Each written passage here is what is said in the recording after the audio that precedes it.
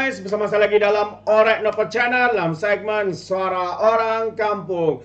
Mengejutkan sahabat-sahabat semua, ini adalah pembongkaran dan juga pendedahan daripada mantan pemimpin daripada Parti PAS yang kini bersama dengan UMNO juga Kerajaan Perpaduan, sahabat-sahabat semua.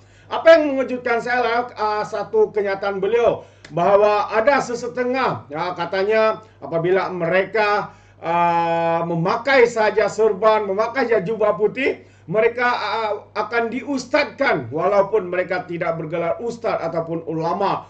Oh, dengan ilmu yang pendek, dengan ilmu yang kosong, sahabat-sahabat semua, mereka diustadkan oleh pengundi-pengundi mereka walaupun pelbagai kenyataan-kenyataan yang kontroversi dan sebagainya. Jadi sahabat semua, menarik untuk kita tonton bersama video ini pendedahan daripada mantan pemimpin daripada Parti PAS. Tapi sebelum kita teruskan, jangan lupa juga untuk terus support Orek Novel Channel dengan cara tekan butang subscribe, like dan share. Mari kita ikuti berita gempa hari ini. PAS pejuang agama atau penunggang agama Islam.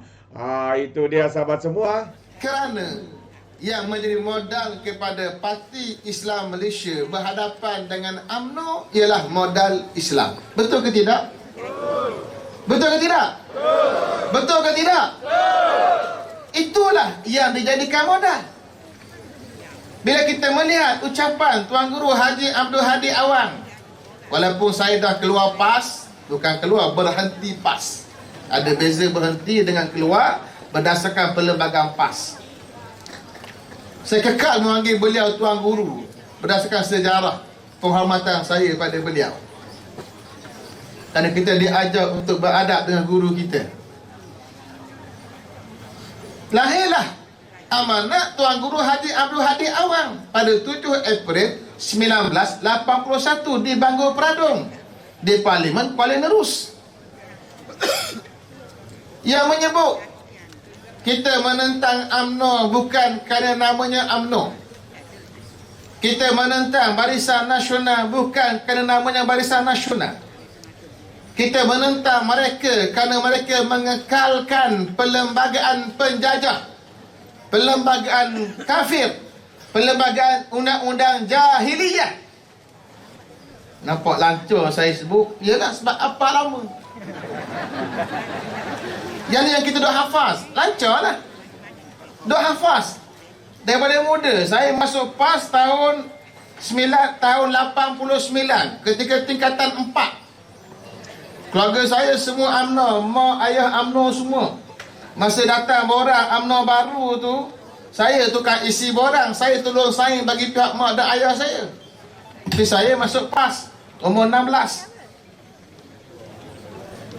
Ucapan ini bukan sekadar menyatakan bahawa perlembagaan Malaysia adalah perlembagaan penjajah, tapi perlembagaan kafir dan undang-undang jahiliyah. Dengan sebab itulah kita menentang mereka, kata Tun Guru Hajadi. Dengan sebab itu kita berlawan dengan mereka, kata Tun Guru Hajadi. Dan kalau kita, ucapan kita adalah jihad, derma kita adalah jihad.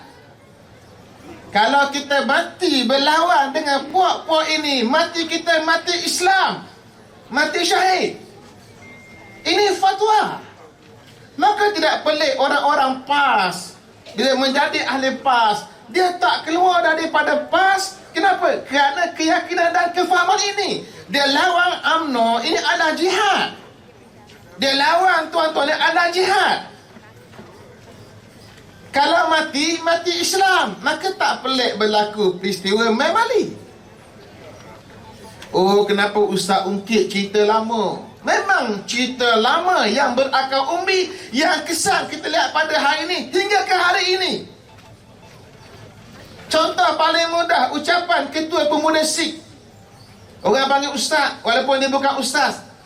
Dalam PAS biasalah mengustazkan bukan Ustaz.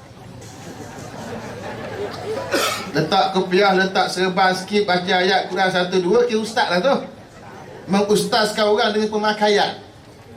Ilmu tak tahu mana hala lagi. Ramai. Kalau saya sebut nama, ramai. Di Kuala Nerus pun ramai yang berhormat Datuk Seri Dr. Ahmad Razif. Ramai. Di kampung kita pun ramai yang diustazkan di sebelah takir. Dia sebut undi PAS masuk syurga, undi UMNO neraka. Maka orang-orang yang takut dengan neraka, yang nak syurga, tentulah akan terpinga-pinga dan teragak-agak. Dan ini berlaku pada anak-anak muda. Macam mana kita kata dia isu lama? Ya, isu lama yang sentiasa diperbaharui sebab menjadi silibus dalam usrah-usrah dan juga tamrin-tamrin. Naratif pertemuan PAS dan juga UMNO, itu naratifnya.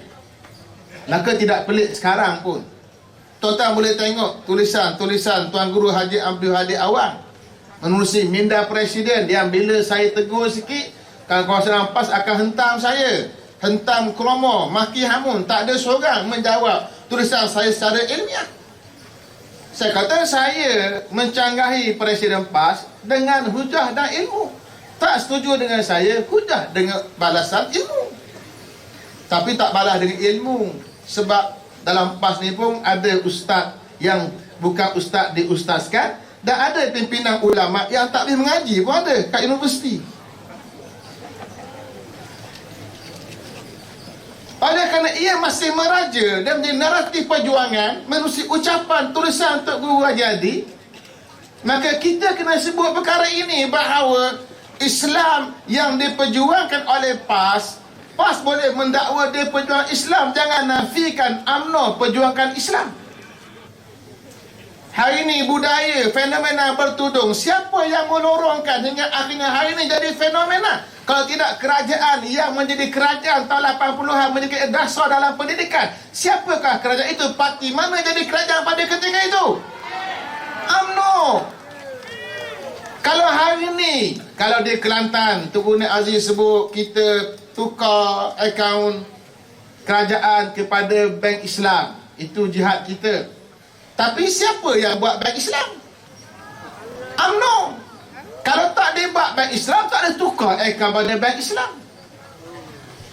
Mereka menyempikan makna perjuangan Islam pada perjuangan dakwah, bercakap, berceramah, ajak orang beramal Islam. Tapi tak lihat perjuangan yang luas, perjuangan politik Islam. Dia kata UMNO sekular, Malaysia sekular, mengasingkan politik daripada Islam. Kalau sekular mengasingkan politik dengan Islam, macam mana pemakaian Islam, macam mana pendidikan Islam jadi subjek teras dalam pendidikan negara? Macam mana kabinet boleh bincang tentang pajak gadai Islam? Macam mana kabinet boleh lepaskan dan beri arahan untuk dibuat bank Islam, takaful Islam, pajak gadai Islam dan macam-macam lagi Islam hingga Malaysia menerokai pasaran modal Islam? Yang ni realitinya. Nak dakwa sila. Dia berjaya temukan Kelantan, Islam sila. Tapi jangan nafikan orang. Masalah kita mengaku hak kita nafi hak orang. Betul ke tak? Dan nafi hak orang, dia pejuang Islam, orang lain tak juang Islam, maka berlakulah pertemuan. Maka saya mahu orang-orang UMNO, orang-orang Barisan Nasional dengan tegas menyatakan bahawa UMNO telah memperjuangkan Islam sejak 1948 hingga hari ini. Betul ke tidak? Betul ke tidak? Betul ke tidak? Kena bercakap dengan berani. Jangan takut-takut. Walaupun kupiah tak ada atas kepala pun tak apa, itu bukan lambang kepada Islam semata-mata. Pengisian Islam yang kita nikmati hari ini adalah hasil perjuangan ahli-ahli politik dalam UMNO. Perikatan hantar memorandum kepada Suruhan Jaya Rep supaya masukkan artikel Islam agama persekutuan dalam perlembagaan. Perikatan yang buat memorandum hantar untuk dimasukkan.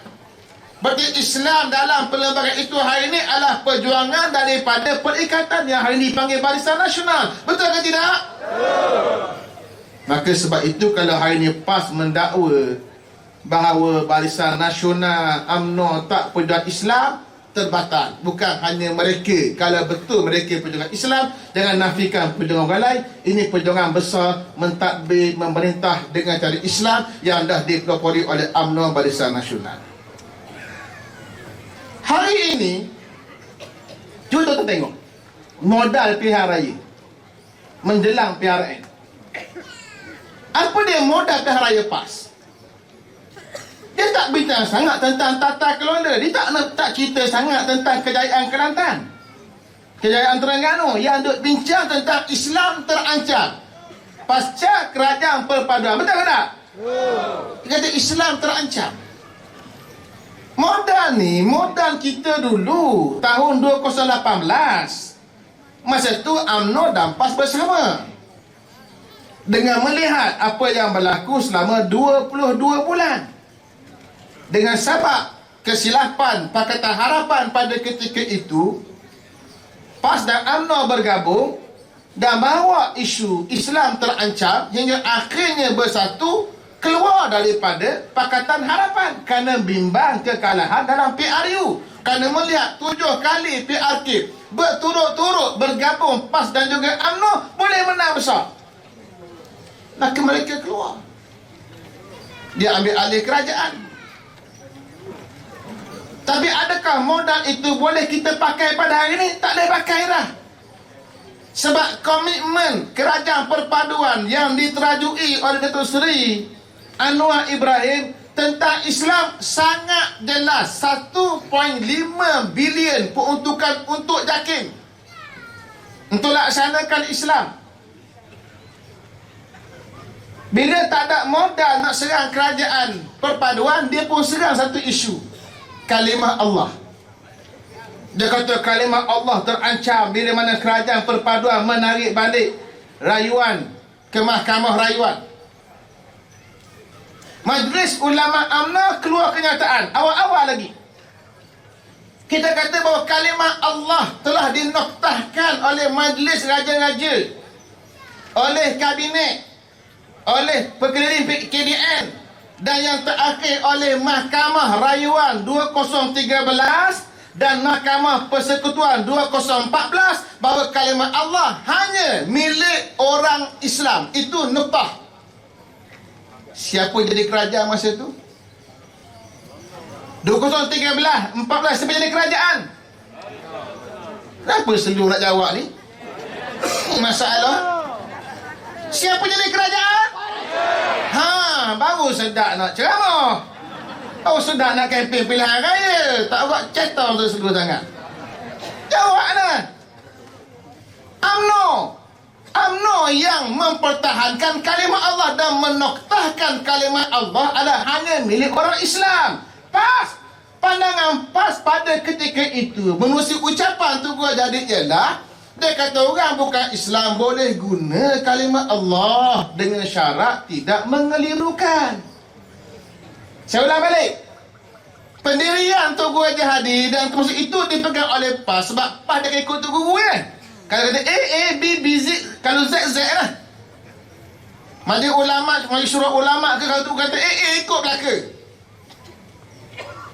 Dia menegaskan kalimah Allah boleh dipakai oleh orang bukan Islam dengan syarat tidak mengelirukan. Di situ kita boleh tengok siapa yang lebih tegas, UMNO ke PAS? UMNO, bukan PAS. Tapi hari ni dia pusing. Dia kata kalimah Allah tergugak, kita kena pertahankan kalimah Allah. Bohong. Lawak kata orang Terengganu. Bohong kata orang Kedah. Tak. Isu rayuan bukan isu dasar. J Island dia buat masuk CD. Atas CD bertulis kalimah Allah daripada Indonesia menerusi LCCT Sepang. Itu tindakan yang salah undang-undang. Maka dirampas menggunakan pekeliling dan arang pentadbiran KDN. Rampas CD tersebut sebab kalimah Allah tadi noktahkan adalah milik orang Islam saja. J Island bawa ke Mahkamah Tinggi. Dia menang kes. Sebab dia menang kes, dia ambil kelemahan ada arahan pentadbiran KDN dengan arahan kabinet, ada ayat yang tidak selari, tidak selaras. Maka menggunakan kelemahan pekeliling itu, maka dia menang kes. Bila kerajaan perpaduan jadi kerajaan, bincang balik isu ni, kalau kita bawa ke Mahkamah Rayuan, rayu lagi, kita berkeberangkalan kalah lagi sebab kemenangan dia berdasarkan arahan pentadbiran yang digunakan untuk merampas CD. Maka kerajaan berpadang Bakjan tak perlu rayu, biar mati setakat tu. Apa yang nak kita buat? Yang nak kita buat ialah kemaskini balik arahan pentadbiran. Maka yang terakhir, arahan pentadbiran itu sedang dikemaskini. KDN dengan JAKIM terlibat untuk buat draft. Saya pun bantu juga. Dan akan dibuat kepada MKI, Majlis Kebangsaan Hal Ehwal Islam, dipengurusikan oleh Sultan Selangor. Dan kemudian akan dibuat oleh Majlis Raja-Raja, masuk kabinet, kemudian dibawa pada KDN untuk digunakan untuk apa? Supaya penguatkuasaan tentang kalimah Allah yang suci ini hanya boleh digunakan oleh orang-orang Islam, tak lagi boleh dicabar di mahkamah, mana-mana mahkamah. Tidakkah itu usaha untuk mempertahankan kalimah Allah? Tapi oleh kerana PAS nampak itu je modal dia, pusing.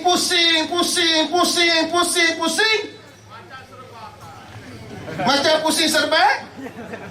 Sebab apa? Itu je modal hak dia ada. Tapi kita, Majlis Ulama UMNO, keluar kenyataan awal-awal lagi. Dan kenyataan kita itu diakui pula oleh jawatan kuasa, oleh Sekretariat Perpaduan Ilmu Islam yang menggabungkan ulama dalam UMNO, dalam fikir dan juga amanah. Pakai naratif yang sama. Alhamdulillah.